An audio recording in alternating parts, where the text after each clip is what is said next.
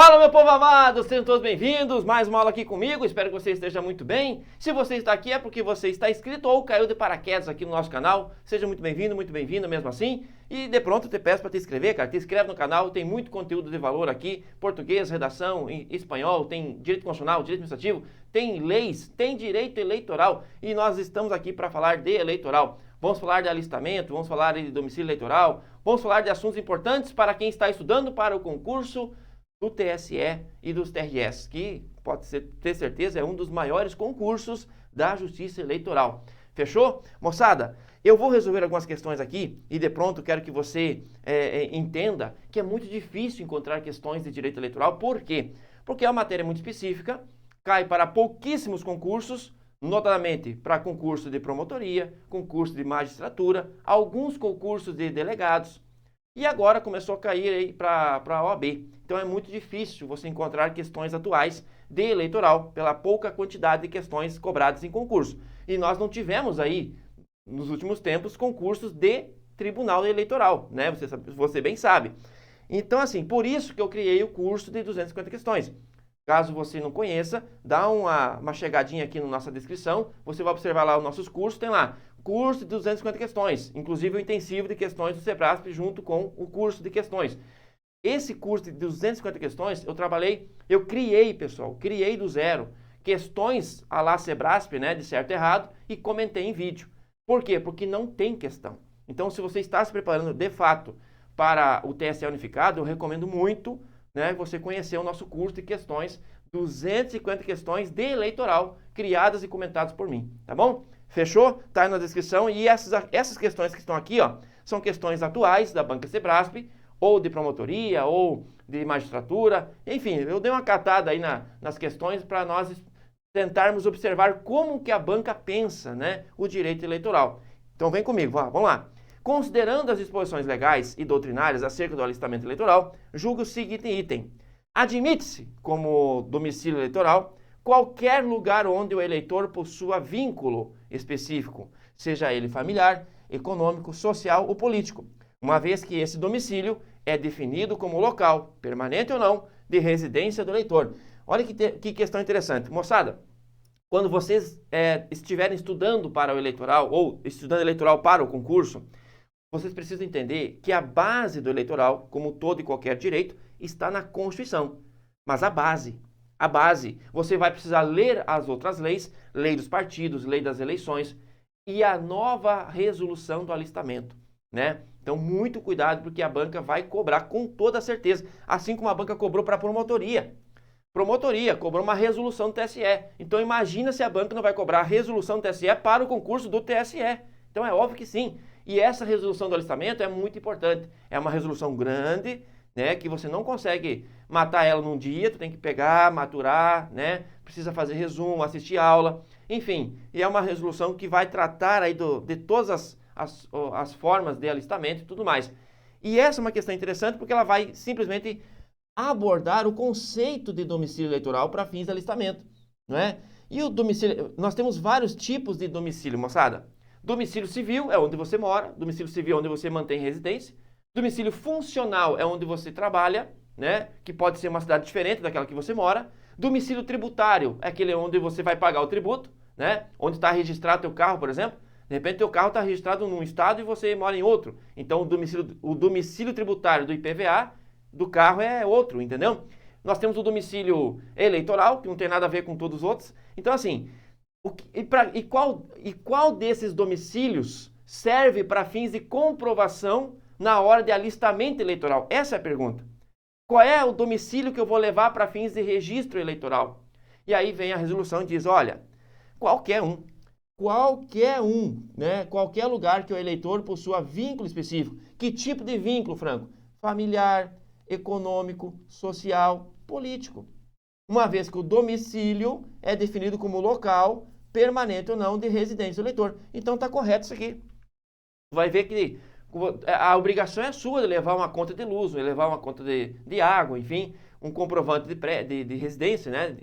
Que ao ter acesso a esse documento, o técnico, o analista, vai lá, vai analisar, vai inserir isso no sistema e o próprio sistema vai gerar, pessoal, algumas opções de sessões, né? e você vai escolher a seção mais próxima do seu domicílio. Essa é a ideia, né? Pelo endereço ali do local da sua casa e da primeira sessão, você vai verificar que vai sempre ser possível você votar em local próximo da sua casa.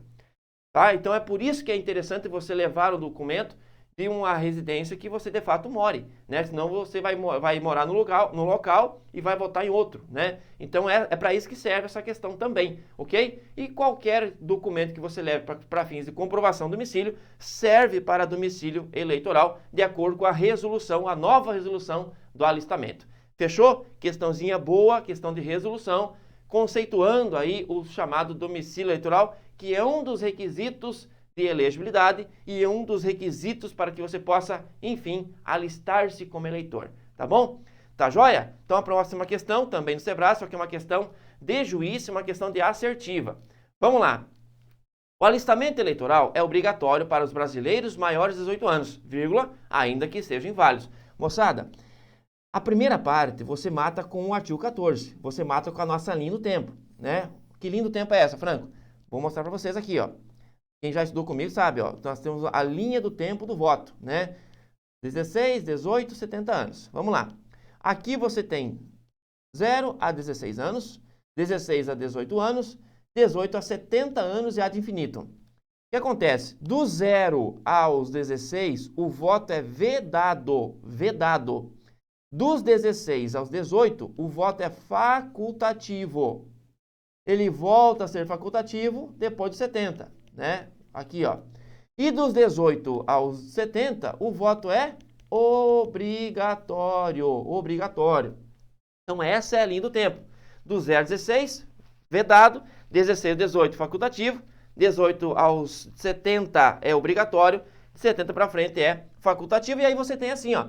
Ainda que sejam inválidos, o alistamento é obrigatório para os maiores de 18 anos, até aqui estaria tudo ok.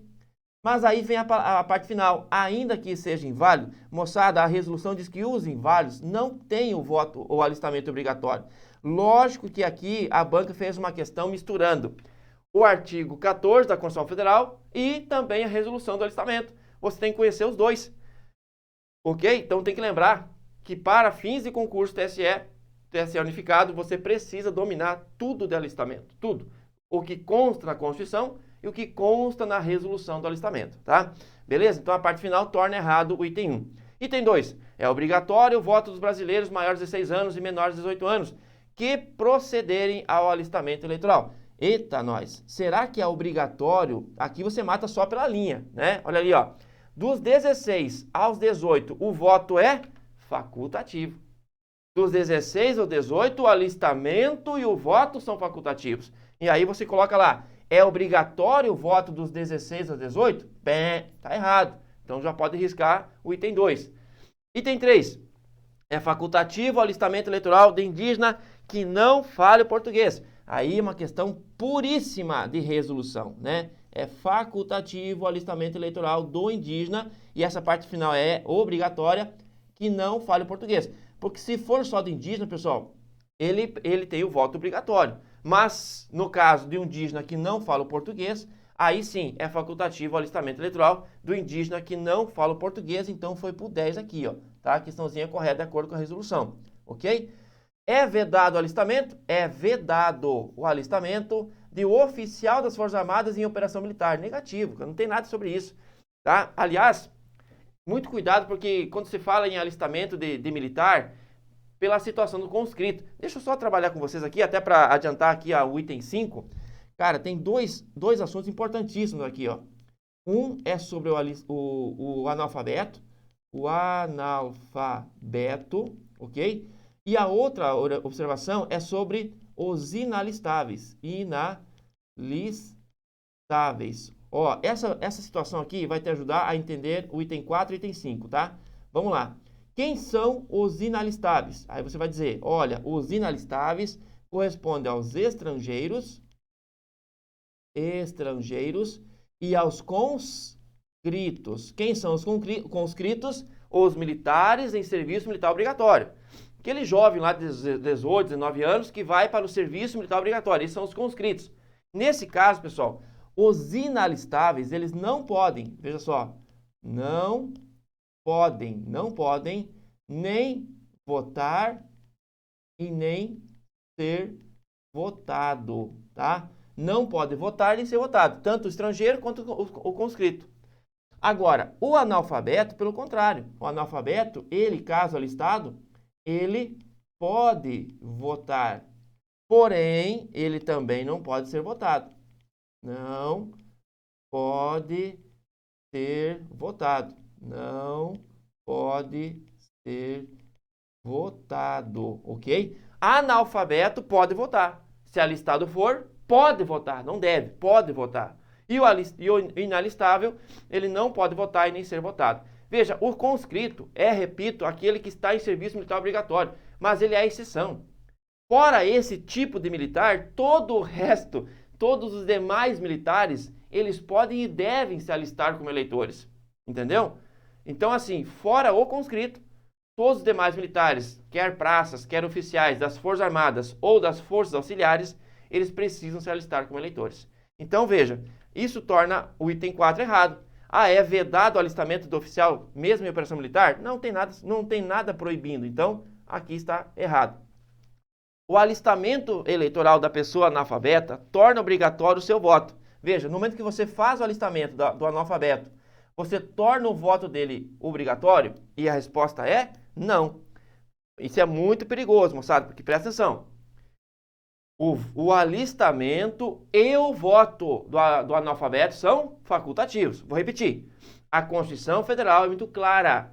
O alistamento e o voto do analfabeto são facultativos. Isso quer dizer o que para mim?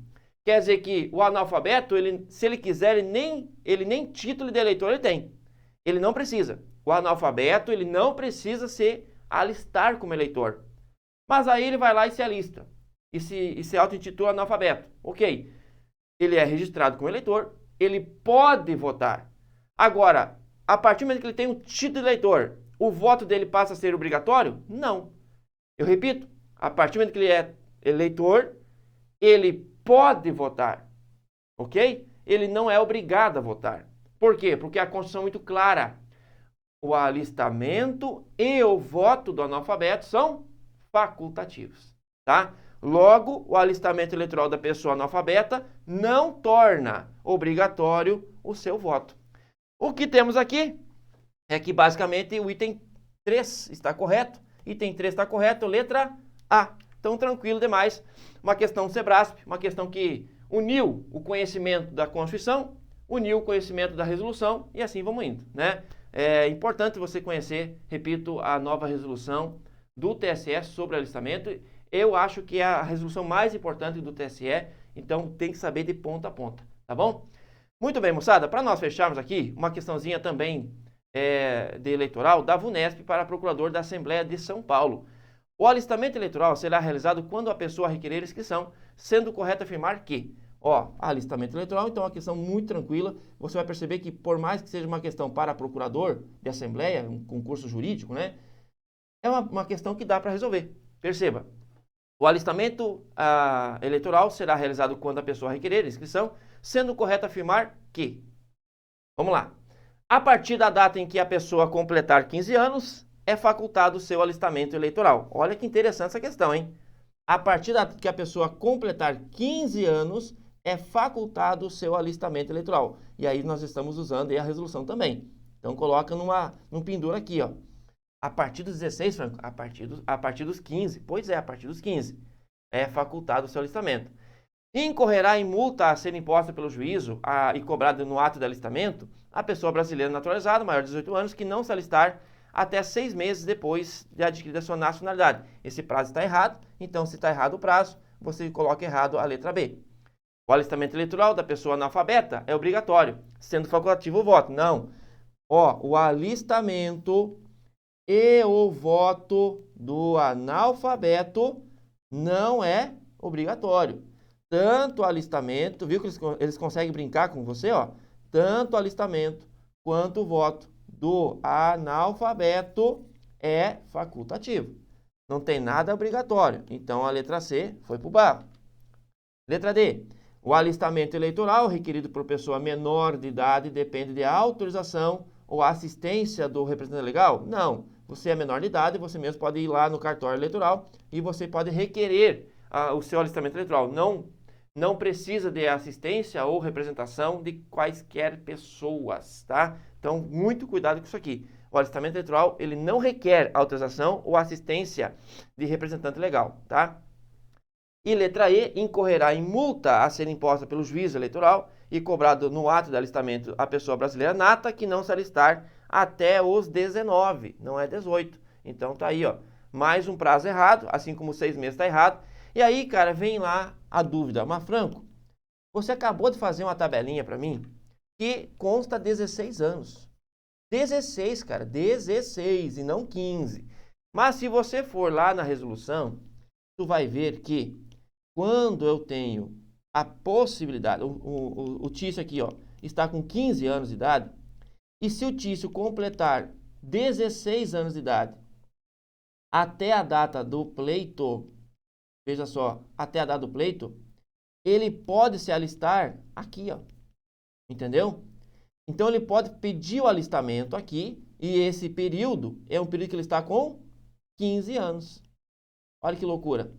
Então, o que diz a resolução? A resolução diz, olha, o jovencito que tem 15 anos, a pessoa que completa 15 anos, é facultado o alistamento? Bom, depende, mas que é possível, é possível. Ante a exclusão das demais, você fica com a letra A. Por quê? Porque, de fato, um adolescente com 15 anos que completa 16 até a data do pleito, ele pode pedir o alistamento durante esse período. Ele pode se alistar, então, com 15 anos, desde que ele comprove que completará 16 até outubro, até o pleito. Isso está na resolução, isso não está na Constituição Federal. E se você, mais uma vez, é aquele que decorou a Constituição, sabe tudo do alistamento na Constituição, mas não leu a resolução, vai errar uma questão dessa. Vai errar e vai errar bonito. Vai errar com convicção, né? Então, muito cuidado. Nesse caso, um menor de 15 anos que complete, sim, 16 até a data do pleito, o alistamento é facultativo. E aí ele poderá votar no pleito, porque ele já tem 16 anos. Fechou? Então, bem interessante essa questão, letra A. E eu gostaria muito que você entendesse a importância, né, de estudar por questões, estudar eleitoral não só na Constituição Federal, e sim resolvendo questões, aprendendo um pouquinho mais dessa matéria através da prática, tá? E mais uma vez eu peço, caso você tenha interesse, dá uma olhadinha no nosso curso aqui. Eu criei 250 questões do zero, abordando todos os assuntos, moçada, todos os assuntos de direito eleitoral.